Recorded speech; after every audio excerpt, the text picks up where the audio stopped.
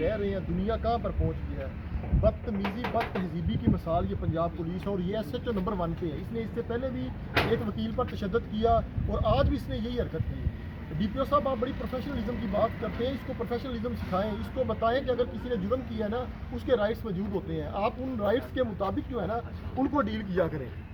آپ کا کام صرف اور صرف ان کو سکھائیں چیزیں کہ کیسے پروفیشنلزم ہوتی ہے۔ اگر کسی بندے نے جرم کیا ہے تو اس کا رائٹ ہوتا ہے اس کو سننا، یہ نہیں ہوتا کہ جیلوں کی طرح آپ نے یہ اس فورس کو آپ نے ایک بدماش بنا دیا، آپ نے یہ سبق دیا ادھر آ کے۔ ہم خوش تھے کہ ڈی پی او صاحب یہاں پر آئے ہیں اور کوئی ہمیں ایک پروفیشنل بندہ ملا ہے، ان کو یہ سکھایا کہ آپ نے لوگوں کی چھتوں پہ چڑھ جانا، گاڑی دروازے میں مارنی ہے۔ کوئی دہشت گرد ہے جہاں پر 500 ایف آئی آرز لوگوں کی پڑی ہیں جن میں لوگوں کے ملزم نہیں آپ نے اریسٹ کیے۔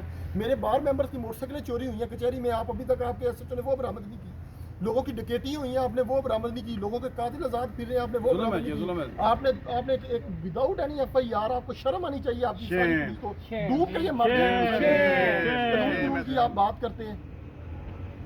اس ایس ایچ او کے خلاف ہم نے ہر فورم پہ ریگیٹیٹ کرنا ہے، اس کے خلاف ہم نے کارروائی کرنی ہے۔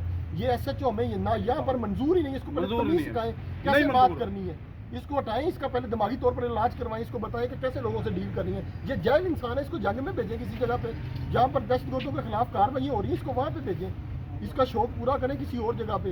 یہ مہذب لوگوں کا لوگ یہاں پر رہ رہے ہیں، اپنے بیوی بچوں کے ساتھ رہ رہے ہیں۔ آپ نے کیا میسج آج دیا، لوگوں نے کیا دیکھا ہے آپ کو؟ ہر دفعہ ہر طرف آپ نے خوف و ہراس وہاں پہ محلے میں پھیلا دیا بغیر ایف آئی آر کے بالکل ہم اس چیز کو کنڈیم کرتے ہیں اور ہم آپ سے مطالبہ کرتے ہیں اس ایچ او کا پرچہ درج کریں آپ۔ شکریہ جی۔ میں ابوبکر مصطفیٰ لکی، دیپال پر بار ایسوسی ایشن میڈیا ایڈوائزر۔